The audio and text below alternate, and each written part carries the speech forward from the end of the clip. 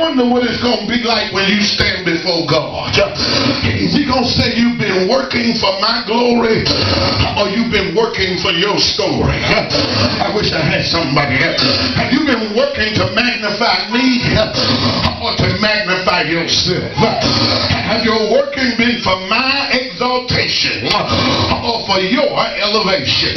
Listen, I like to keep a check on myself because I want to love the one I preach for more than I love preaching. I wish I had somebody. I ought to want to know him more than I want my church to grow. I wish I had somebody that was honest in here.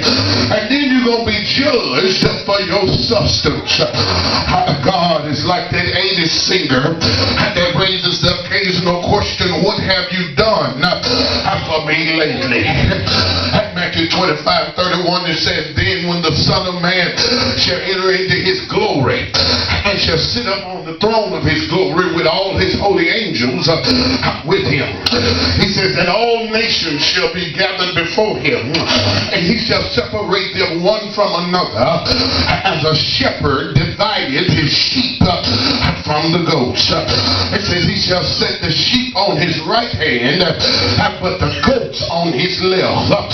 He shall say unto them that are on his right hand, come ye blessed of my Father, and inherit the kingdom which is prepared for you from the foundation of the world. For when I was hungry, you gave me meat. When I was thirsty, you gave me drink. When I was a stranger, you took me in. When I was naked, you clothed me. When I was sick, you visited me. And when I was in prison, you came unto me. Then shall the righteous say unto him, when saw we thee hungered and fed thee, thirsty and gave thee drink, a stranger and took thee in, naked and clothed thee, sick and in prison and came unto thee? And he shall say unto them, verily, whatsoever you, and as much as you've done it unto the least of these my brethren, you have done it unto me. That's verses 31 through 40. But then 42 through 46 is the other way around. They didn't feed him. They didn't give him water. They didn't clothe him when he was naked. They didn't take him in when he was a stranger. They didn't come to see him when he was sick. They didn't visit him when he was in prison. And he says, be cast into everlasting fire, ye workers of iniquity, which was prepared for the devil and his angels. I wish I had somebody. What it's going to be like for you? Have you been eating up, drinking up, sleeping up, spending up, and ain't thinking about nobody else that's in need? Have you been so cold and so cocky and so concerned with yourself that you can't see that even though you might not have but 2 bologna sandwiches, somebody ain't got damn bologna sandwiches? A Christian, somebody shout Christian, a man or woman of God, a kingdom man, a kingdom woman, a kingdom kid, take what they have and break bread with somebody else. I wish I had somebody in here. And God is going to judge us about what we did with our substance. Tell somebody, he talking about honoring the Lord. I'm just about ready to get out of here. I can't preach this like I want to. I done got happy. The third principle before we sign off is the principle of openness. Somebody shout open. Listen, openness says this: since God's way is the best way, let God have his way. Have I got a witness? I say, since God's way is the best way, let God have his way. When I talk about the principle of, observation, I'm saying honor the Lord. When I talk about the principle of ownership, I'm saying honor the Lord. And now I'm talking about the principle of openness. I'm saying honor the Lord.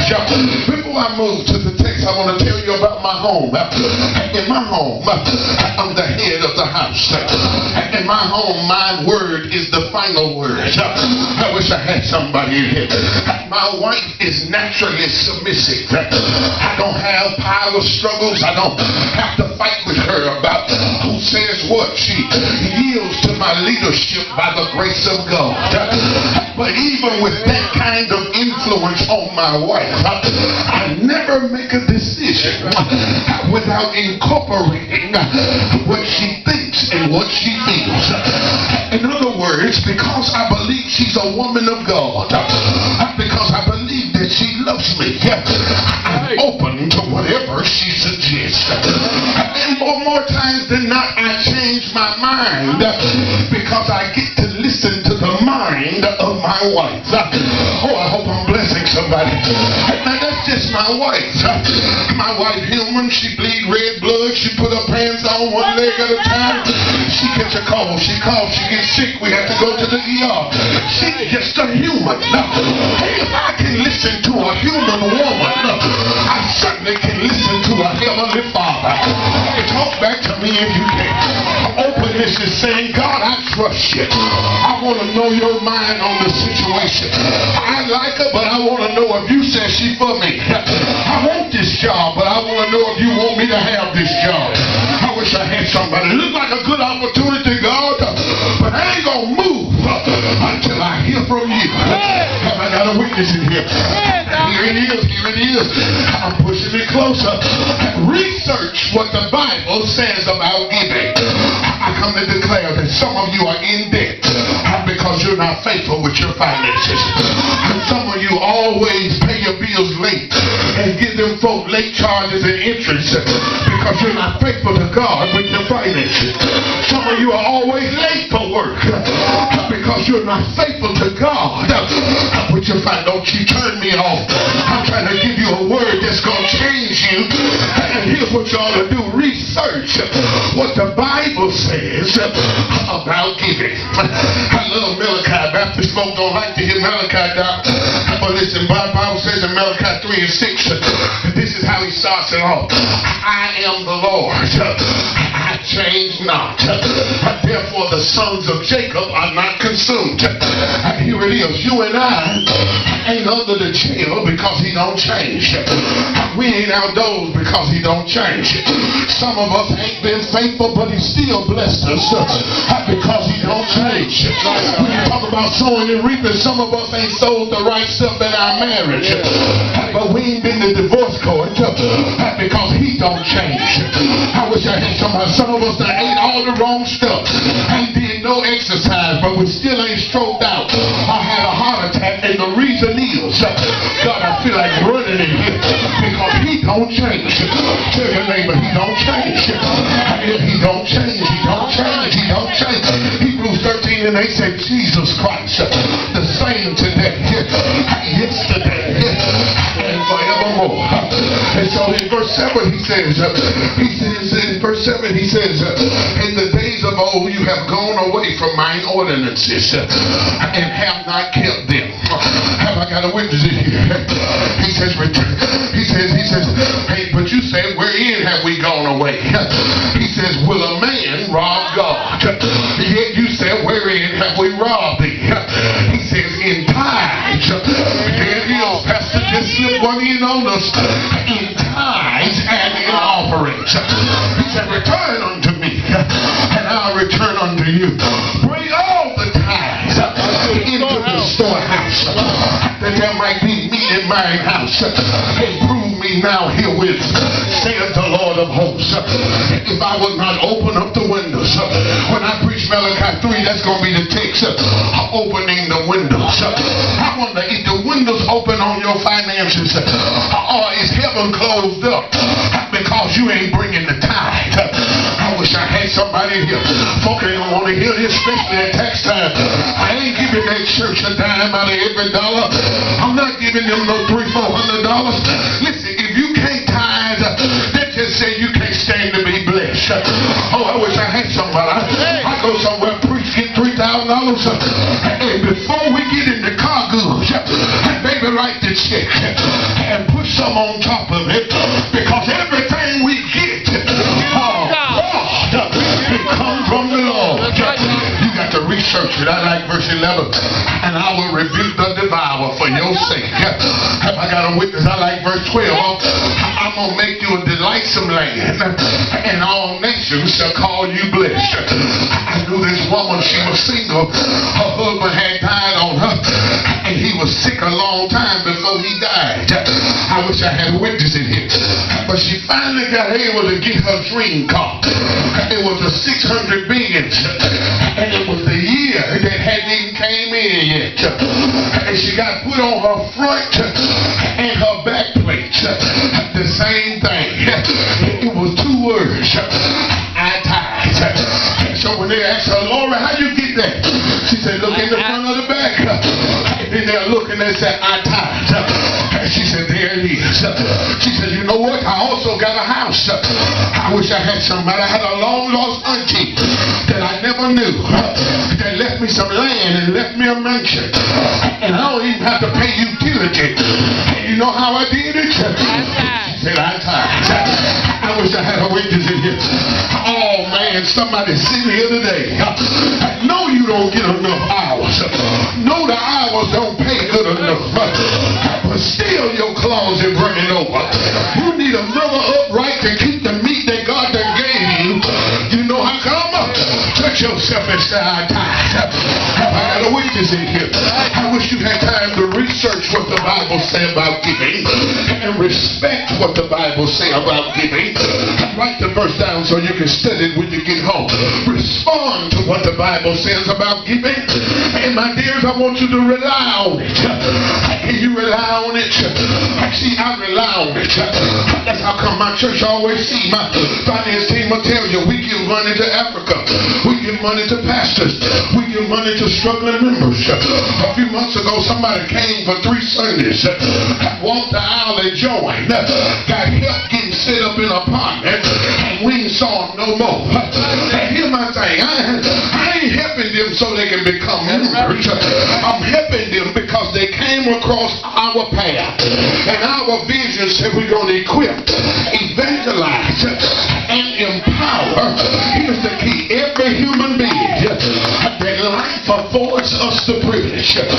We would rather err on the side of being fooled out some money than to err on the side of not giving him water when he's thirsty, clothes when he's naked, shelter when he's a stranger. We do what we do because God has done so much for us. But I believe the Bible. I believe Galatians 6 and 7 when it says, be not deceived. God is not mocked. Whatsoever a man soweth, that shall he also reap. I believe the Bible. Did you hear me? When Proverbs says, he that giveth to the poor, he lendeth unto the Lord, and he shall give back everything that he has given. I declare, I believe the Bible. I believe that when I tithe, oh Lord, God is going to open up not the door, not the patio, not the slither, not the crack. I believe he's going to open up a window of heaven. And I don't think he's going to hand it out, pass it out, ration it out, measure it out. He's going to pour. I wish I had a sharp church. He's going to pour me out a blessing. I wish I had somebody. I'm standing in the need of a blessing. And if I tithe, he's going to pour it out. And I'm not going to have room enough to receive. My grandmama, God rest her soul, she took wings, packed up a tent, and moved upstairs. August the 24th, 2000, about the 8 o'clock hour, my granny moved upstairs, put a wind. She lived in Batch. Her and her children used to go with Bear White out to pick cotton, out to chop cotton, out to bring the harvest. And what they tell me is they went out with an apron with seeds in the apron. out seeds. Throw out seeds. Throw out seeds. That's when they went out in the spring. But when they came in the early fall, they didn't go out with an apron. They went out with sacks. I wish I had somebody. They started with seeds, come back with sacks. I wish I had somebody. And they tell me they used to pack the sacks. They would fill the sacks, pack the sacks, and then shake the sacks. I couldn't understand that. I think I was too young to understand. But Luke 6:38, it said, give. Oh, I wish I had some givers in here. We wouldn't be in no old Mexican supermarket if I had some givers in here. It said, give, and it shall be given unto you. Good measure, press it down, shake it together, and run it over. Shall men give it to your bosom. But with the same measure that you meet with all, it shall be measured unto you again. Somebody shout, give. Give. You can't give no more. Give. Because when you give, you set yourself up to keep on giving. I got to leave you serious. I heard of a 7-year-old boy about the size of Kylan. They used to go into the mom and pop store. He went in with his fist closed, and the old man would tell him, if you will open your fist and drop what's in your hand, I'll let you go in the candy jar and get as much as you can. He did it all the winter. I did it all the spring. But when the summer came, he ran to the old man. He said, hold out your hands. And then he dropped his quarters and he stepped back. He said, come on, Johnny, stick your hand in the jar. Johnny said, no, sir, I want you to stick your hand in the jar. He said, Johnny, I don't know why you want me to stick my hand in the jar. He said, but I'll do it for you this time. That man said he's 6'5", weighing 300 pounds, with broad shoulders and great big hands, stuck his hand in his own jar, brought out a lot of candy, and told Johnny, open your hands. Johnny said, my hand ain't gonna hold it. Let me get a sack. And when he dropped it in the sack, candy was running over. I'm gone, not serious. But when you go to your father and open your hands and release what's in your hands, God digs in his jar and give you so much that you can't hold it. Tell your neighbor, I'm going to be a good steward. I'm going to be a giver because favor rests on the giver.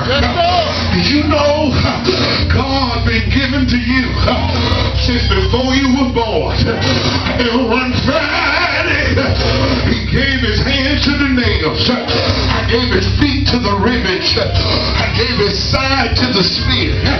He gave his hand to the thorns. He died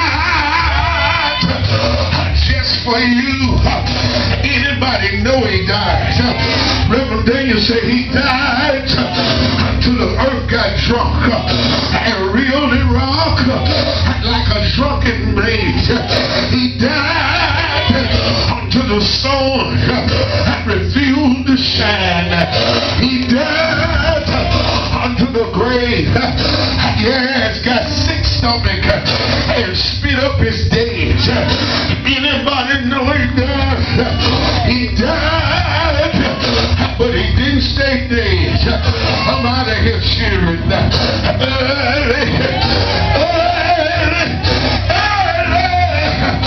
Sunday morning, he got up with all power.